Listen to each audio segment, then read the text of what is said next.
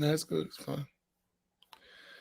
Bismillahir Rahmanir Rahim. Alhamdulillahi Rabbil Alameen. Wassalatu wassalamu ala Rasulillah wa ala alihi wa sahbihi ajma'in. Allahumma alimna ma yanfa'una وانفعنا بما علمتنا وزدنا علما. أسأل الله تبارك وتعالى أن يجعل نياتنا خالصة لوجهه الكريم. So we reached up in our book to page 211, and we're going to talk about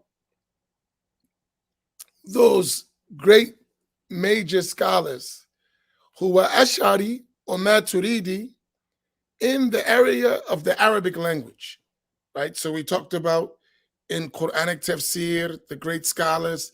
We talked about in hadith, the great scholars. We talked about in al-fiqh, the great scholars. Now in al-lugha, in the Arabic language. Now, bismillah.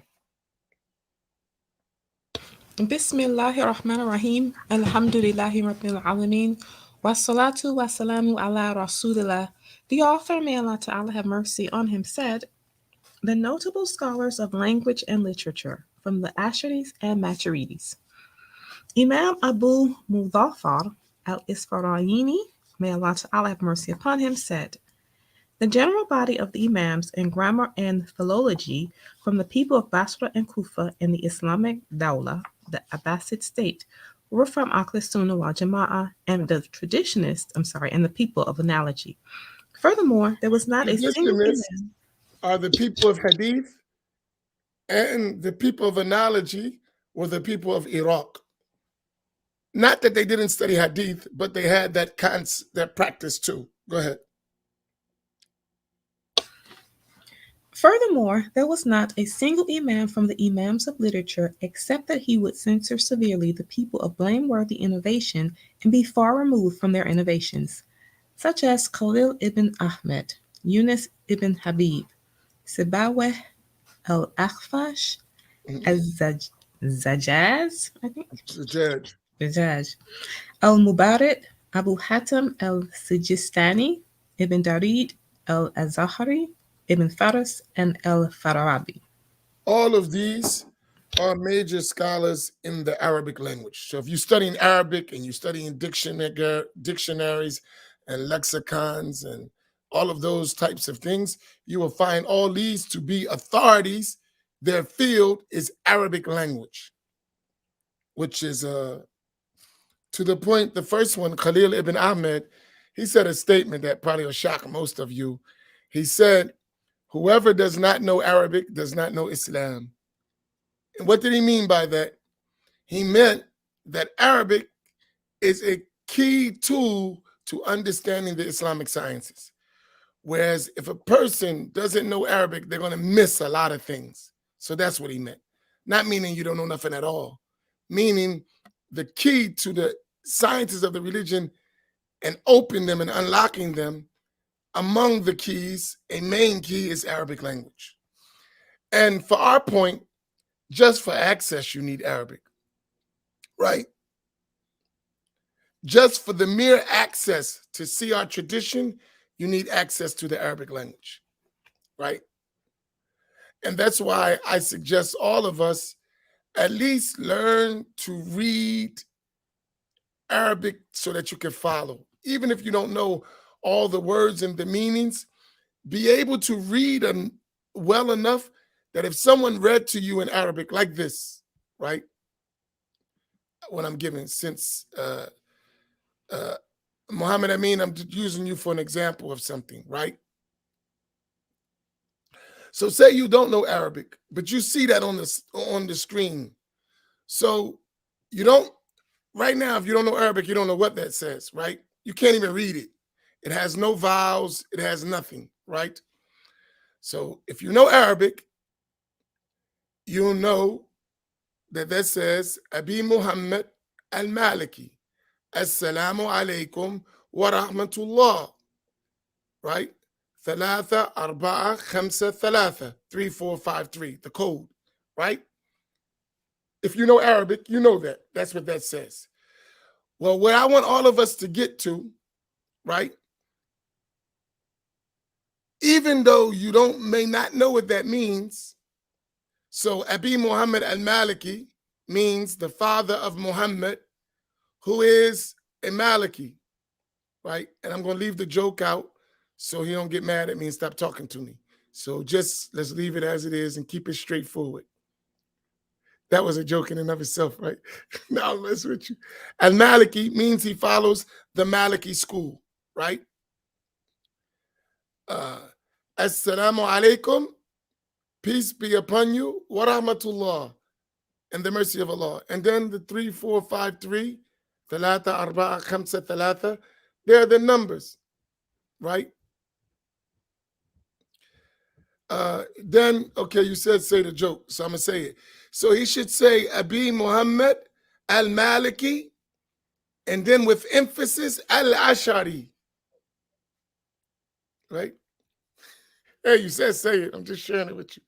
So put now, change your name, put al-Maliki al-Ashari. Complete it. And if you want, I don't know your tariqah, or just put a Sufi. Abi Muhammad al-Maliki al-Ashari as-Sufi. Then you really Ahl Al-Sunna. No way to confuse it. You said a joke. So that's the joke. That's the serious joke. But you don't have to put all that. But I'm just messing with you. All right, right? So I want all of us to be able to at least do that. Even if we don't, don't change it. I'm just messing with you. All right, say it. Right? And then you put in the comments. When you put your name, then when you put the comments, put your full name. Right? And then you can put a rukni if you want to. That's between me and you. So you can put Abi Muhammad al-Maliki al-Ashari al-Sufri al-Rukni.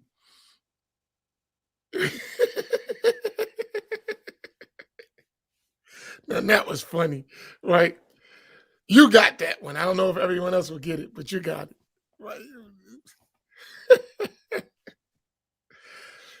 So you know the guy's crazy who laughs at his own jokes.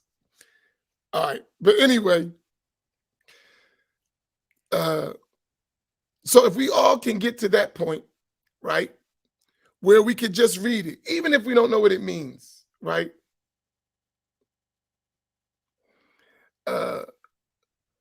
Even if you don't know what it means, you can read it. Why is that important? Because when we start discussing proofs and evidences, then you have access to Arabic. Even if you don't know, when I say this is what that says, you can follow, right? You can follow. And eventually you're going to understand, right? But we need to get to the point that we can follow along, right? We need to get to the point where we can follow along. So when he said, the one who doesn't know Arabic doesn't know Islam, that's what he intended. Like, to really get a lot of stuff, you need Arabic language. And you need that. So it's a part of it. So don't be intimidated to learn Arabic. And don't be intimidated at where you're at. If someone asks me, do I know Arabic? I'm going to tell them no. Because what they're getting from that is that they think knowing a little bit of Arabic makes you able to interpret the text, and that's false. You don't know Arabic like that. You know some Arabic, and you may know, don't be deluded with yourself. You still got to grow. You follow what I mean? So you have some that you understand, and a lot of things are way above your understanding in the language alone, right? So go ahead. But now all of these great Arabic linguists who knew Arabic very well, who were the foremost scholars in Arabic language, they were Ash'ari. Shouldn't I tell you something? These are masters of the Arabic language. They were Ash'ari. Think about that. Go ahead.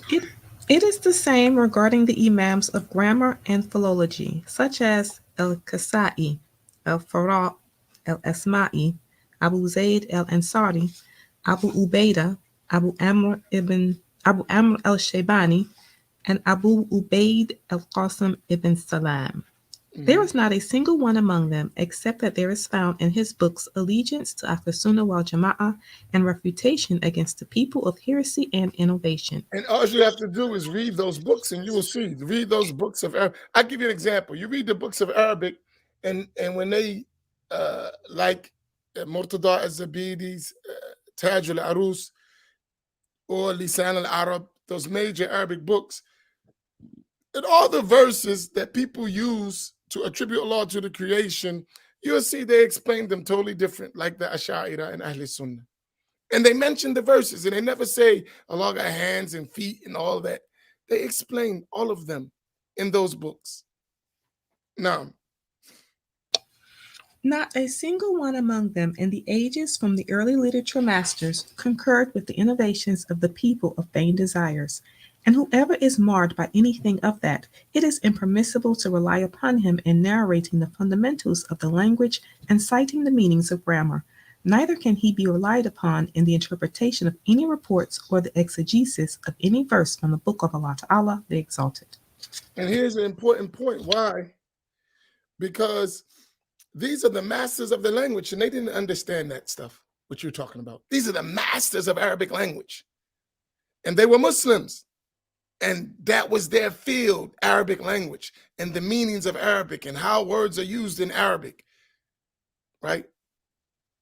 I was trying to explain it to someone yesterday. I was like, they interpret a hadith. I was like, nobody among the scholars ever came up with that meaning you got. Just anyone who knows Arabic won't think that. Just from Arabic language, you wouldn't come up with that. Like in the Arabic language, certain things are known to be majaz. Just from the way Arabs talk, that would never be understood. And I said, that's the problem. You're reading stuff and you don't understand Arabic. And you don't understand the context by which Arabs say things. Just in the language. If you understood language, you wouldn't have made that mistake. Not like that. I said, even the Wahhabis don't say that. That's how far you off. Well, you understood, even the Wahhabis don't say that. And they're as anthropomorphic as you can get. And they don't say that. Because just everyone who knows Arabic, no, you don't. That's not what is meant in the Arabic language. But sometimes that is important. So when we say you don't have to know Arabic to know Islam, we're talking about the basics of the deen, and you still need a teacher. But you do need some Arabic if you're going to start playing with the Islamic text. You got to have some Arabic. It's a must. Go ahead. These were the early scholars of philology, grammar, and literature. After them came imams who followed the same straight path and creed without fail or alteration, such as Imam al-Anbari, Ibn Sida, the author of Al-Muqassis. In philosophy, Ibn Mansur, Philology. In philology, Ibn Manzur, the author of Lisan al-Arab, al-Jawhari, author of al-Sihah, al-Majid al-Fayruzabaidi, author of al-Qamus al-Muhit, and al-Murtada al-Zabaidi, author of Taj al-Arus. Now, I'll give you an example to show you how vast the Arabic language is. Al-Qamus al-Muhit is one volume, right? Murtada al-Zabidi explained that in Taj al-Arus, and it's over 24 volumes. He took a book that's one volume, a dictionary. It's just Arabic language, dictionary. He explained it into over 24 volumes. Think about that, how vast the Arabic language is. He took one dictionary and explained it into over 20-something volumes. Just let that sit on you and show you how vast the Arabic language is. Right? So you imagine a person talking about the meanings of Quran and Hadith and has no understanding of the Arabic language. and not referring on masters of the Arabic language or the great scholars who understood it. And then saying about those scholars who were all like Ash'ari, they're men and we're men. They're men and we're men. That's like a comparison to you? Really? And as our teachers used to, when people would say that to them, hum rijal wa nahnu rijal. They say, la, hum rijal wa nahnu dhukur. We are men, they were men, and we are males. A big difference. A male is not a man. So those great scholars, they were men, and we like males, if we want to call ourselves that. Naam, go ahead. Among the grammarians, there were Muhammad ibn Malik, the author of the famous Alfiya in grammar, and its commentators, such as Ibn Akil and Ibn Hisham, and others whose works and writings no student or man of letters can do without. All of them were upon the doctrine of Ahl Al-Sunna wal Jama'ah, the Asharis, Maturidis, and those who agreed with them. And here's what I'm saying. There is no way to escape Islamic learning without following the scholars of the Ash'ari and Maturidiyya, or those who followed their methodology, even if they didn't say I was Ash'ari or Maturidi, right? When you're saying that I'm not following them, you're wiping out the whole Islamic library almost. And you're left with little scattered pieces of information. When we say Sunni, Ahl Sunnati wal Jama'ah, we're talking about a legacy from generation to generation to generation to generation. Do y'all understand how significant that is? This is not some haphazard, loosely put together system. Ahl Sunnati wal Jama'ah is like mountains, right? There's not a comparison between Ahl Sunnah and the tradition and the way we convey knowledge with nothing else. It's not the same. And when a person doesn't know, they may talk like that. They don't know. It's like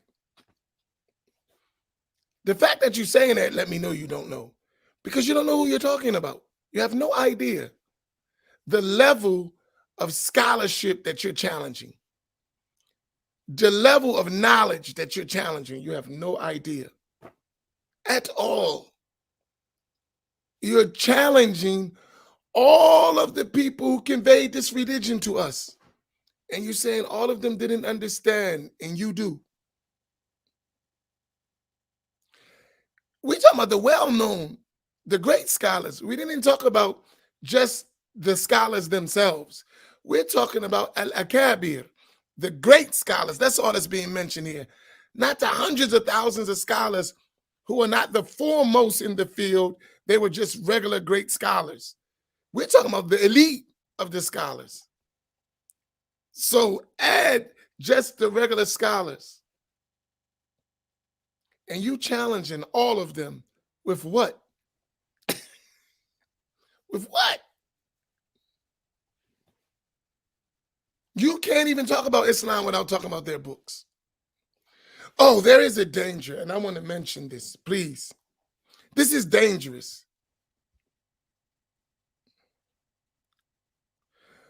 When somebody is telling you all you need is the Quran, don't trust them. Seriously, I say it straight up.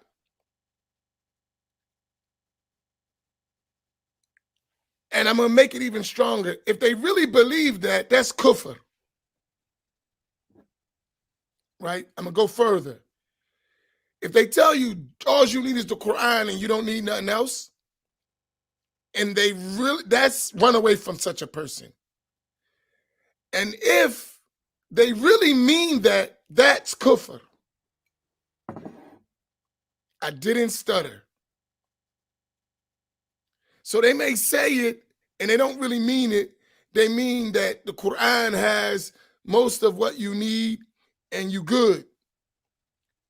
That's what I'm hoping they mean. But if they believe that all you need is the Quran and nothing else, that's kufr. That's blasphemy.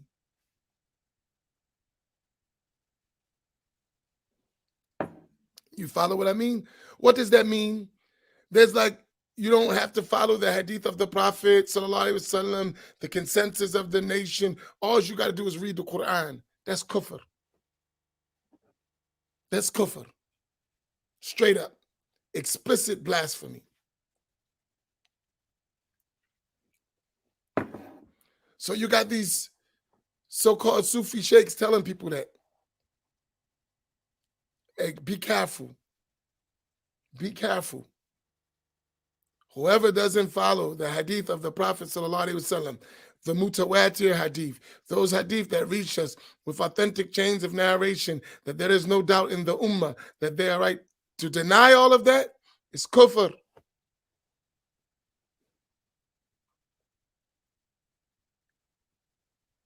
Hey, you heard how I said it. It's that serious. It's kufr, takes you out of Islam. You're not a Muslim.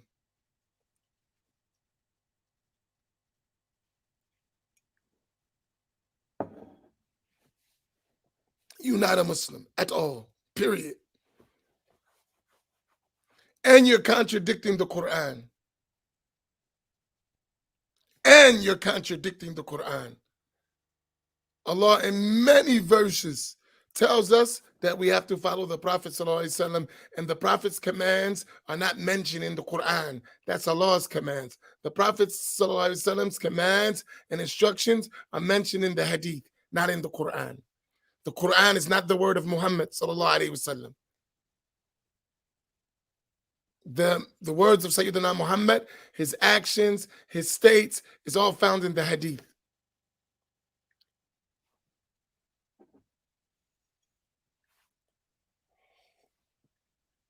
And when someone tells you that, what they're really telling you is follow me, because they're the ones interpreting the Quran for you.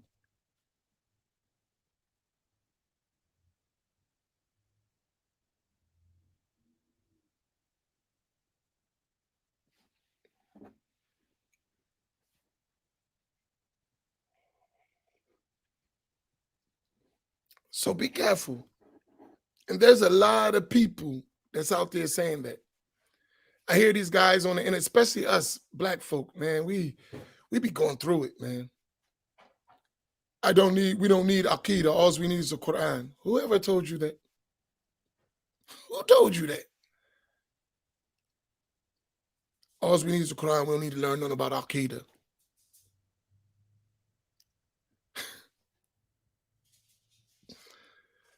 If you don't learn Aqidah and you read the Quran, you're going to go astray.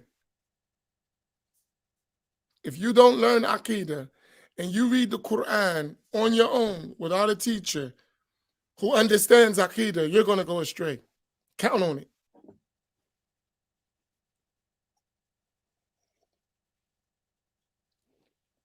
You're going to go astray.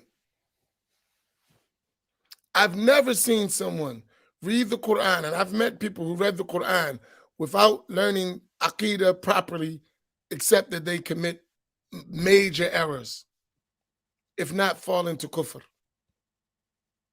I've never met a person who reads the Quran without learning Aqidah, except that they make major errors or they commit kufr.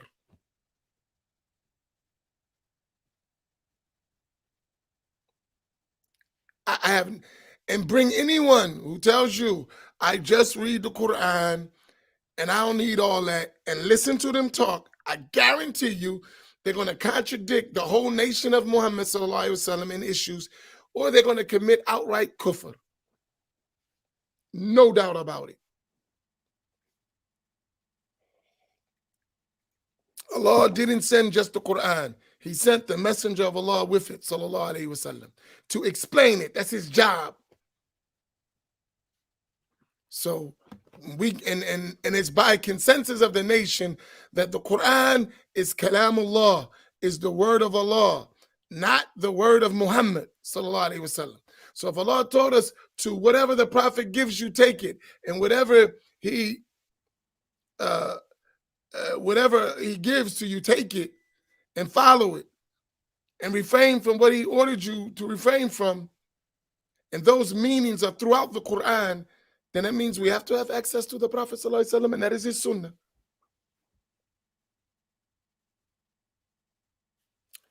So I know you Quraniyun, follow the Quran. So you can sell books. I got it. But don't tell people that. Seriously. Like, I know it's and believe me, this is about getting followers. I honestly believe that. A lot of these people tell that stuff so they can have followers. Crazy, weird stuff.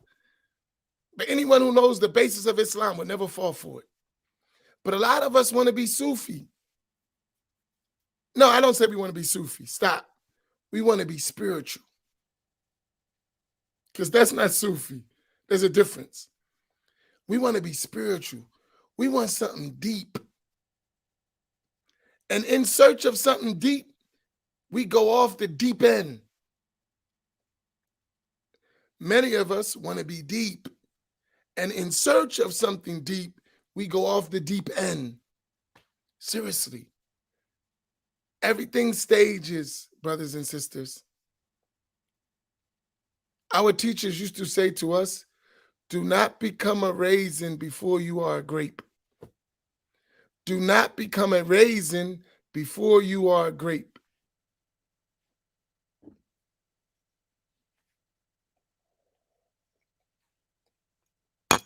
Keep that in mind. Do not become a raisin before you are a grape. And I get there's nothing wrong. The soul cries for spirituality. I got that. But there's a road to that. You can't just fly, bro. You have to learn to crawl and walk and run. And maybe one day you will fly. But just come out, take off. It doesn't happen that way.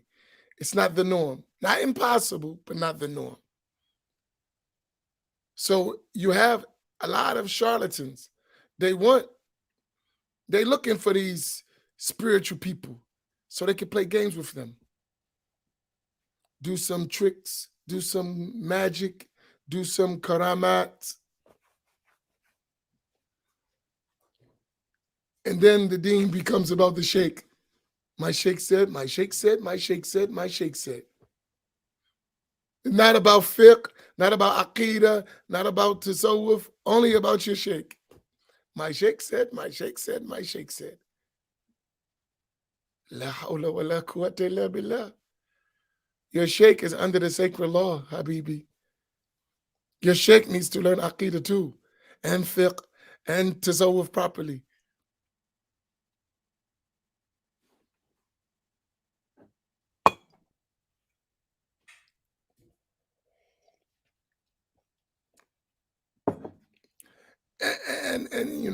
And it happens. So just be careful. I don't know why I got off on that long. We have a lot of stuff to unpack. Go ahead. So now we're going to talk about the scholars of Sirah, of the prophetic biography, who were Ash'ari or Maturidi. Go ahead. Authors on the prophetic biography, Sirah, sallallahu alaihi wasallam, from the Ash'aris and Maturidis. Imam Abu al-Mudaffar al-Isfarayini, may Allah Ta'ala have mercy upon him, said, regarding the sciences related to the battles, biographies, and histories, and distinguishing the sound and unsound from that, there is no one from the people of blameworthy innovation who is a leader in any of that. It is the specialty of Ahl Al-Sunna wal Jama'ah. Some of those scholars among the Ash'aris and Maturidis whose books on battles and biographies are world-renowned include Imam al-Bayhaqi, may Allah Ta'ala have mercy upon him.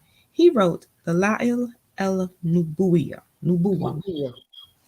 And Imam al-Bayhaqi was the known Ash'ari who wrote the famous books Al-I'tiqad and Al-Asma wa Sifat.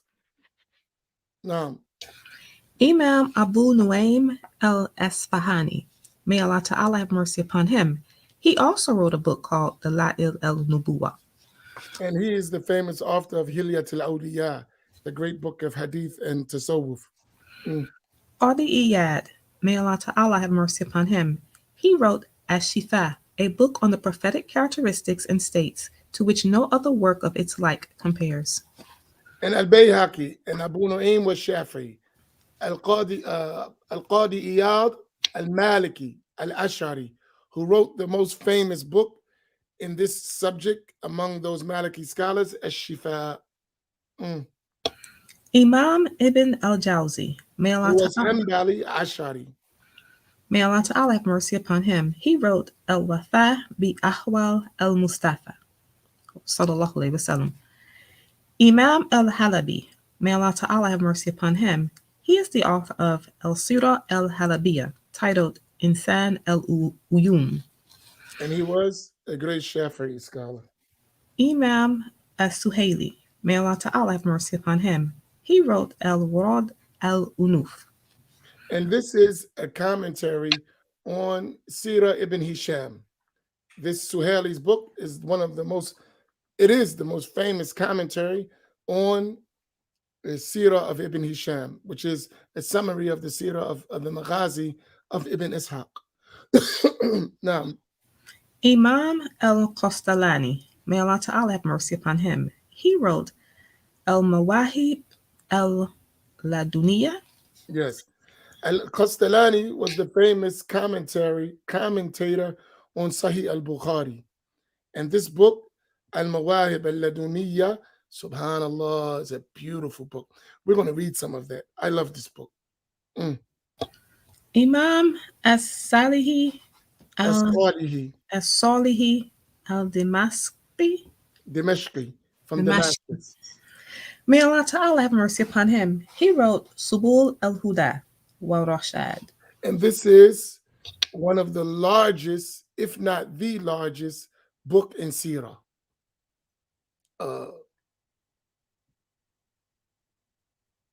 MashaAllah, it's nice. It's huge, like 16 volumes on the Sirah of the Prophet. It's the largest. For y'all, let me see something. Hold on one second. Oh,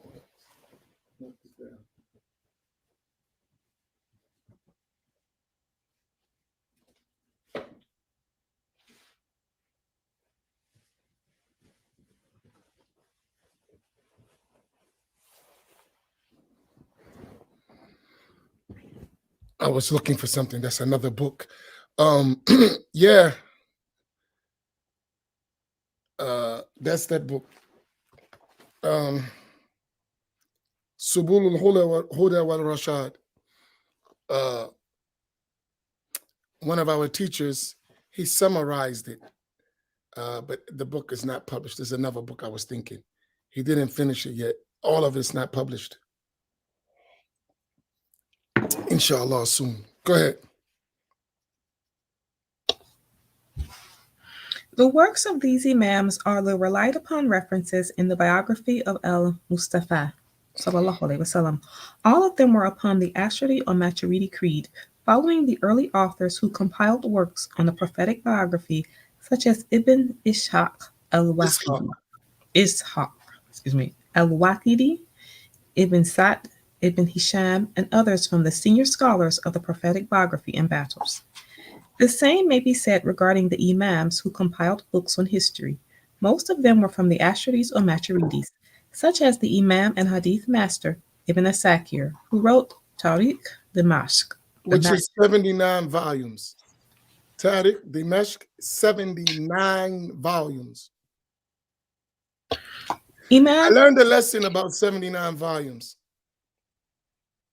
So I was working with this Wahhabi guy that I really liked him, and I was trying to work with him, and he suckered me. He suckered me.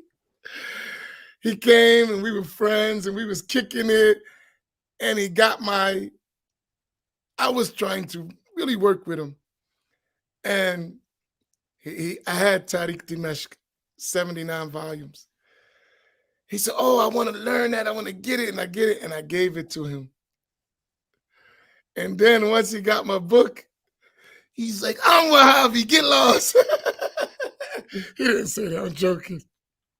I said, this joker sucking me. Oh, he got me. Nah, but I gave it to him. And to this day, I've not been able to find that book again. Subhanallah. So I learned the valuable lessons. I don't care how bad I want you to be Ahl Al-Sunna. I'm not giving you my books.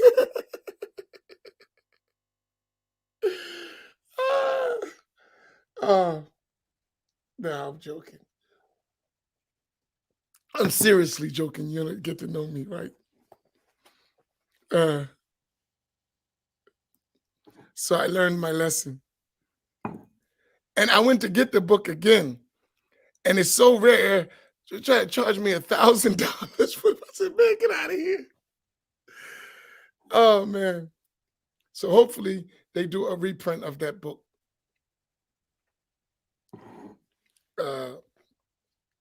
One day, inshallah. I hope one of the big companies do a nice version of the book. Inshallah.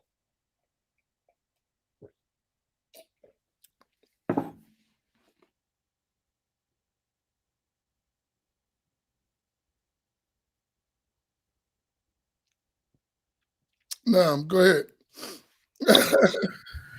Imam Ibn al-Jawzi, who wrote Al-Mumtadam. Imam al-Khatib al-Baghdadi, who wrote Tariq Baghdad. Ibn Khaldun and Ibn Athir. So all these are major books in prophetic biography. I mean, in history, excuse me, in history. Very important, those books. They have a lot of, and see, here's the thing, right? I want to share this. This is funny. So that book he took, Ibn Asakir, the author of that book, is a strong, staunch Ash'ari, right? Listen, and this guy Wahhabi, right? So he's going to have the book in his library, right? Reading from it, and the teacher is a staunch Ash'ari, the creed, everything. He wrote the famous book, Tabyin Kadhib al-Muftari, right? Which is exposing the lies of the liars which they attribute to Imam al-Ash'ari. So this guy got the book, and he will never teach the people what is really in the book. Ain't that deep? I got played. I got played. He will never tell his people what's in that book. The real statements. Why you want it? Think about how deep that is. I mean, let's pause right there. I want you to ponder on it, right? That's why I gave it to him, because I really know what's in the book. And if you want it, I'm hoping that you will learn from it. But they won't do it. That's deep. You know what the book is. If you read it, it's going to tell you. Ibn Asakir was an Ash'ari, and he laid it out. And you want the book, it's 79 volumes.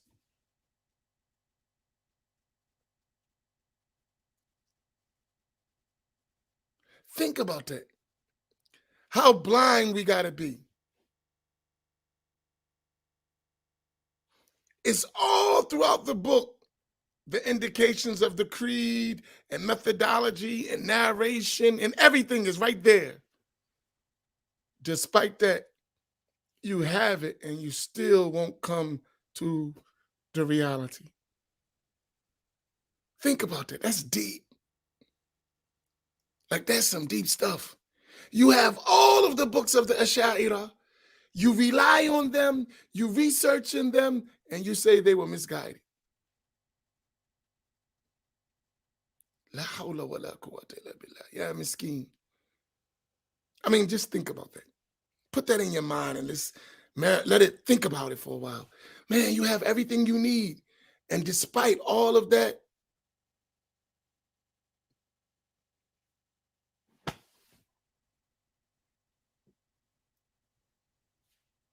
nothing.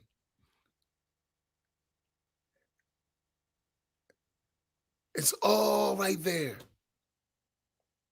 That's a sign that Allah guides whom He wills.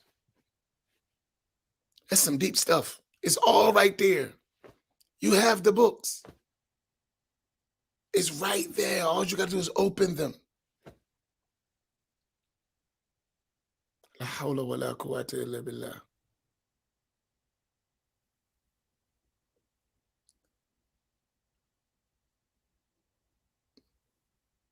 And if they were all misguided, why do you want their books? If they didn't know the creed, why you trust them in anything else? They don't even know how to believe in Allah properly according to you.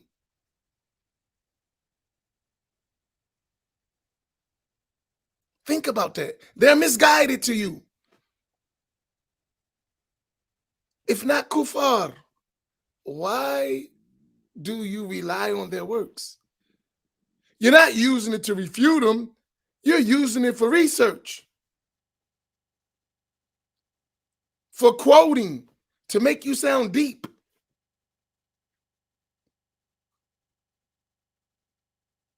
That's some... I'm sorry, I just got drifted. Like, just think about that. That's deep.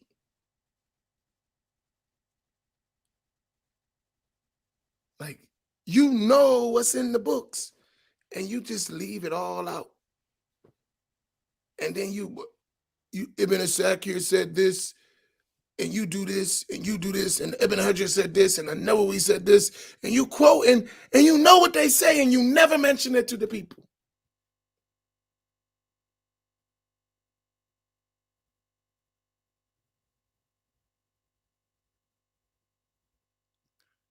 Think about that stuff.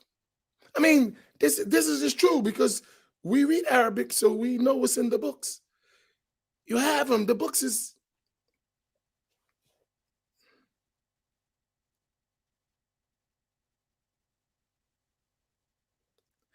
It's crazy, man. It's crazy. It's crazy. SubhanAllah, man. It's crazy when you think about it. Sorry to drift. This stuff just, it blows me away. Sometimes you be like, why did we go learn? Like, you went and learned for a reason. You know Arabic, and I'm talking about just this particular, I'm talking about in general. People go learn Arabic, they go study to be stupid. Like, that don't make sense. You do all this traveling, spend money, learn Arabic, graduate to become stupid. Or to not use your education properly. So I shouldn't say stupid. Maybe that's offensive. So let me correct that. Scratch that. Strike that from the record. But you learned Arabic. You read the books. You know the rank of these scholars and their knowledge. You can read. You can compare. And you still come away like that. I don't get it. I mean, I get it from the side of Allah. Allah guides whom He wills.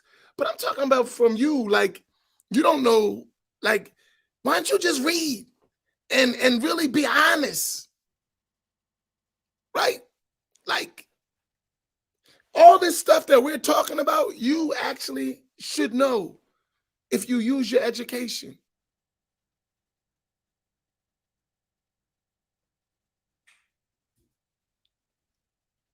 That's why I don't worry about, like, somebody says, well, they're going to refute you. Refute me with what? Forget me. I don't have to say anything. All I have to do is show them what our scholars said in the books they have in their library. I don't have to defend anything. Okay, please, can you take me to your library? Can we go through your library and let's read your library? And I don't have to do nothing. You read it. I'm going to just point you to your own library. Just think about it. You heard what I said? I don't need my library. Let's go to your library, because y'all always quoting scholars and you doing hadith and you doing fiqh and, you know, we the people of hadith and the science of hadith, and I got a master's degree in hadith, and everything in your library contradict you. All the scholars of hadith contradict what you're talking about. And they're in your library. So, and you know Arabic better than me. And you couldn't discover that? Listen to what I just said. You got graduation. This is your field. You know Arabic better according to you, and that's fine with me. You have the books, and you still fall into that nonsense.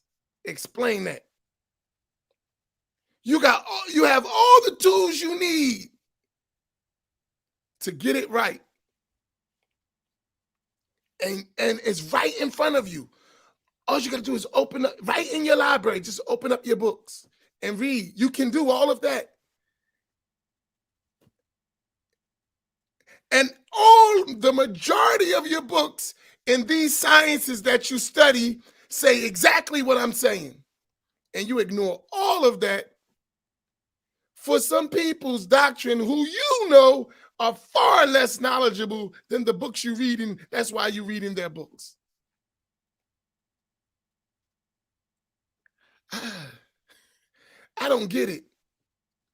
I can see if you don't know at all and you're not available. I got that part. But this stuff is available to you. Like, you actually can read. You actually know. You actually know. I would respect them more if they just outright said, Ibn Hajar Asqalani, An-Nawawi, Al-Qurtubi, At-Tabari, Ibn Salah, Al-Iraqi, all of the scholars of hadith, all of the scholars of Arabic language, all of the scholars of fiqh, all of the scholars of Syria were all misguided. And we're right and they're wrong. And blatantly say that than to use them falsely, acting like you follow them. I can respect that more. Just like they were all misguided. That's it. Now, the real Wahhabis will say that. Like them Saudis, them real Wahhabis, they'll say all of them were misguided. But we come to our people playing games, lying to them. Like, not even honest, just straight fabricating stuff. And we know we lying. That, to me, is deep when I think about it. I hate to go so long in it. But think about that. That's why I said, like, I'm going to just go like this, book to book. Here, you read it. Because it's in your library. Read it.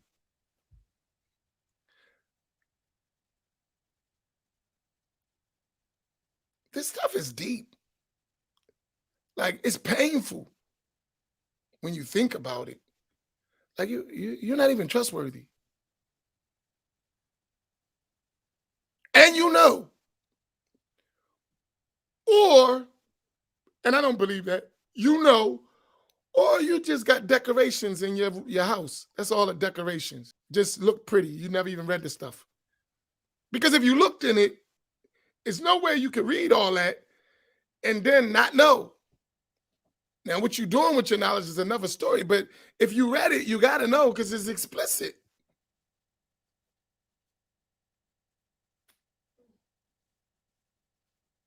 That's some deep stuff, man. Do y'all follow my point? Is my point kind of clear?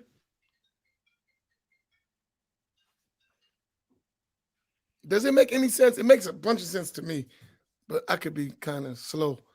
To you, do you follow my point?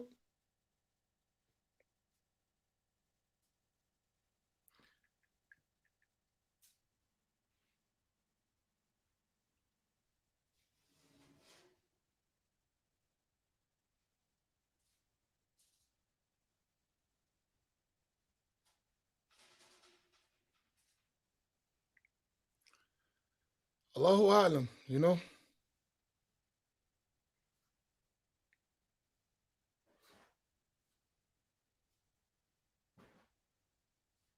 I mean, this is facts. Like, this is nothing to argue about. This doesn't even take seconds to do. Seriously. Like, get off the ego trip. Let's just open the books and you read. Maybe you don't know. So let me point you all over through the sections. We'll read this, and you read and you translate. Go ahead. We don't know. Maybe we misunderstand. You do it. Maybe our Arabic is not good enough. So you got it. You do it. I'll just show you maybe the sections you missed. I don't know how you missed all that, but I'll show it to you. And maybe you can correct what I misunderstood.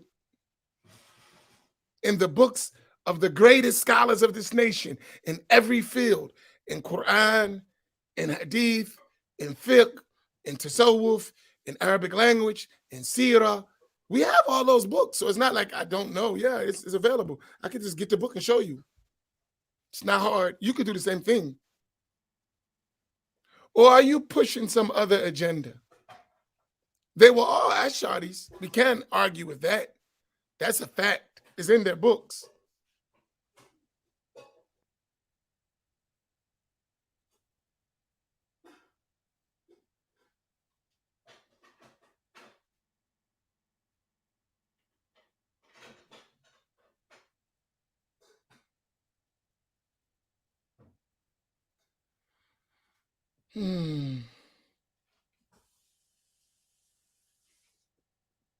Somebody told someone told me this statement that you put up here, Abi Muhammad. You should share that. I don't know where the heck I saw that at. Somebody was that was in y'all debate y'all was having. That's in that book. I have this book. I know what you're talking about.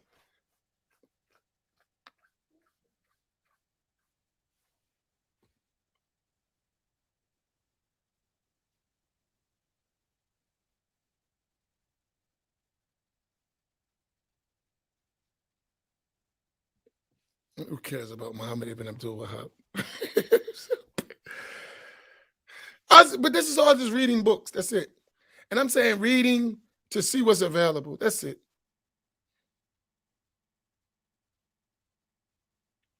All right. All right. Did we reach the end of a chapter? We reached the end of the page. All right. Are we on page 114, right? 214. 214. All right, let's stop there. I'm sorry for going overboard. Just my mind. My scattered thoughts just keep coming. I don't know why. I got to be trained. This is called Post-Fajr reflections, not extended scattered thoughts.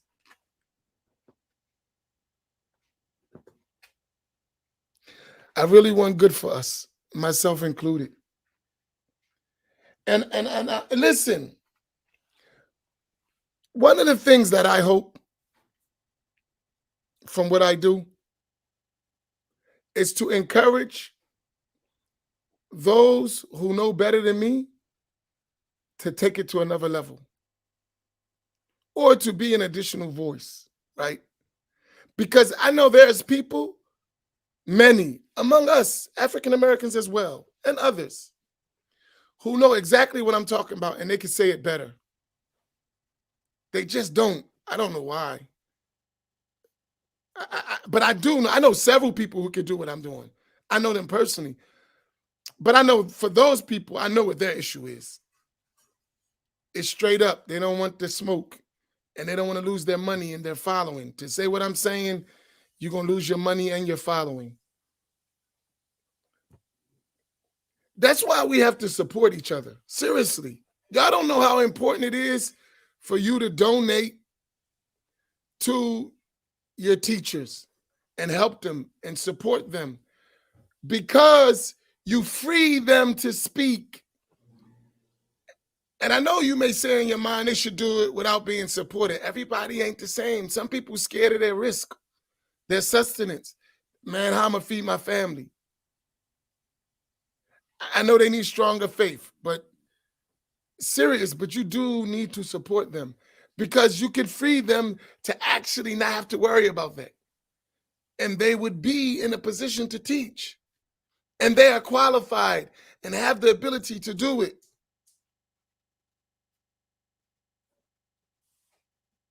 Serious is deep. I've been told that several times. right? Man, you saying all that, but they're not going to support. And they're in the pockets of others who put a muzzle on them and tell them what to say and what not to say. And they're in that position.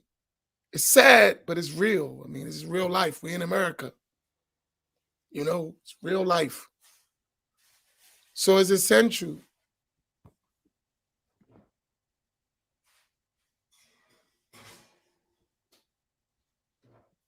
Oh, today I forgot. Whoa, see?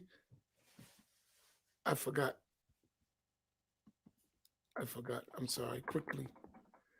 Speaking of that, today is this program, The Art of Certainty, which is going to be surrounded around the book of assistance of Imam al-Haddad, followed by art instruction. So it's at 5 Eastern. You can still, where's the link to sign up for those who want to sign up? This is about their knowledgeable campaign, which is to support teachers and students so we can further the work. Where's the link? Is there a link? Oh, you can just go there. MMACINC.org knowledgeable to sign up. So the link is up there. Can you put the link, that MMAC knowledgeable link, in the chat box so they can just press on it? That will help them for those who want to do it.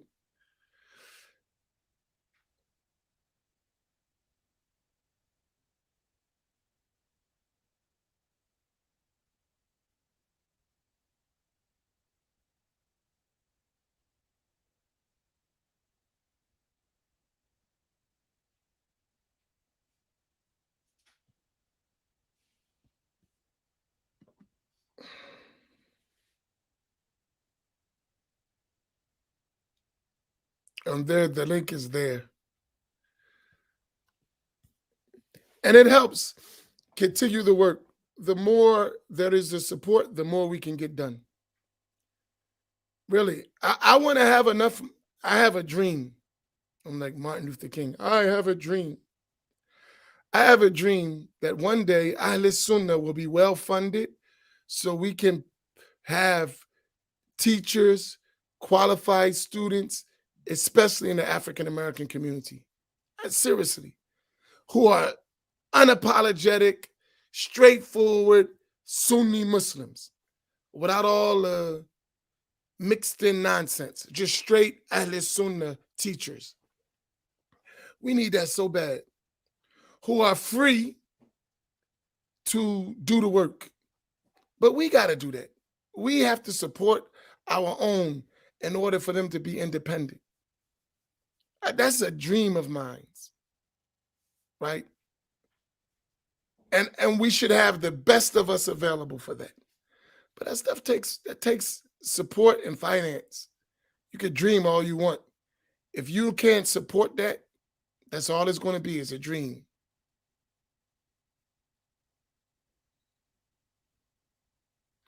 But if you finance that and you support it, it could become a reality.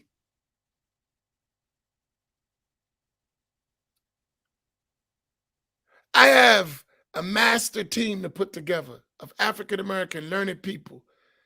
If I could finance it, I have a master team.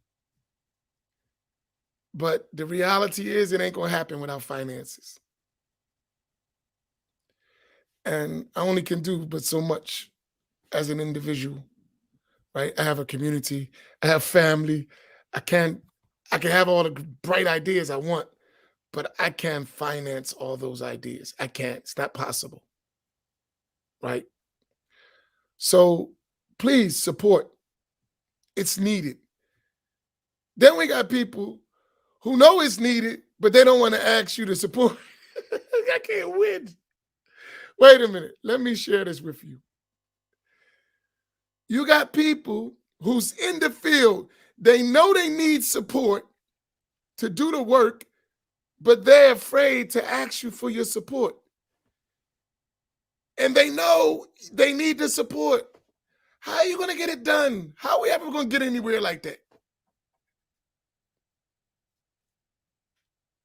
I'm too shy to ask the people for support, knowing that it's not going to get done without support. I don't get that. We have to encourage you to support. We have to, or we're not going to do what we want to do. Do you know how much it costs to travel all around the country to teach? That costs money. It's not free. American Airlines ain't going to say, mashallah, you doing da'wah. The hotel's not going to say, mashallah, you doing da'wah. Stay here for free. The rent-a-car ain't going to say, mashallah, you're doing da'wah. The gas station ain't going to say, mashallah, you're doing da'wah.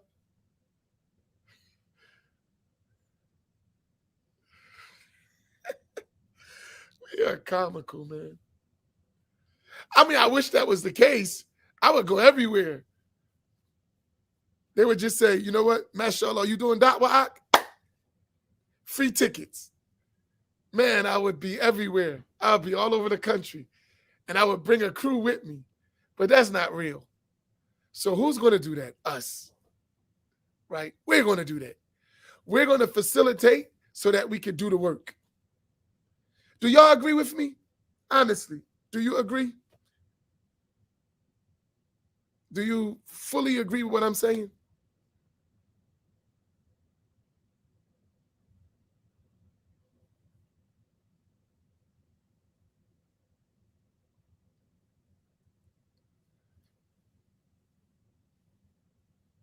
It's real. Why we ain't getting no answers? Or it take 20 seconds. I'm going to ask again. Do y'all agree with what I'm saying?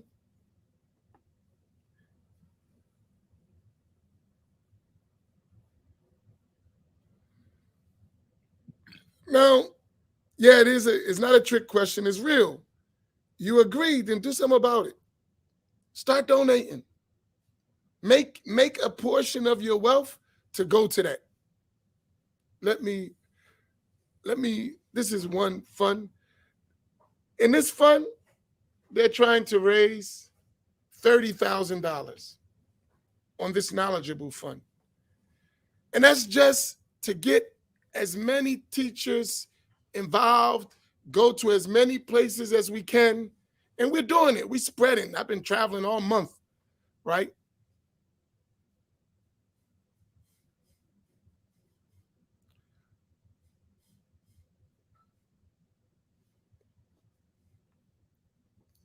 That's true too, right, Farida? I agree with you because I'm beat up, right? However, online will never replace living teachers and people connecting to each other. I'm telling you, ask anyone who comes to the events when we're live, is a total different experience, right? Online, there's a block there. You can learn, but when it's face to face, spending time after the class, meeting one another, bonding, it's a whole different experience. It's not the same. So online is a supplement. It's not real vegetables. It's total different experience, right? I'll give you an example. Issa, he don't mind being used, right? I saw Issa. I met him online. And, just Issa. When I met him personally, I understood a lot about his online behavior from seeing him personally, from being with him, from talking. Me and him stayed up all night, kicking it. Right? And I learned so much about him. And I'm quite sure he learned a lot about me from being around me. Right? And so when I look at Issa, I see something different because I actually met him. I actually talked to him. I actually experienced some of the things he went through. I saw his expressions. I saw his body language. I understood something much different. And he stayed with me and realized that Imam Amin ain't just talking. He lived that stuff. He actually watched what I do. And he saw it ain't no act. He saw it firsthand. No one can tell him. He said, I know what he do. I watched. That experience you're only going to get when we're together. Can't get that online.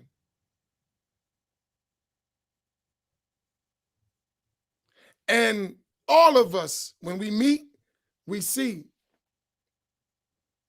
You see their spirit. You can feel people. It's different.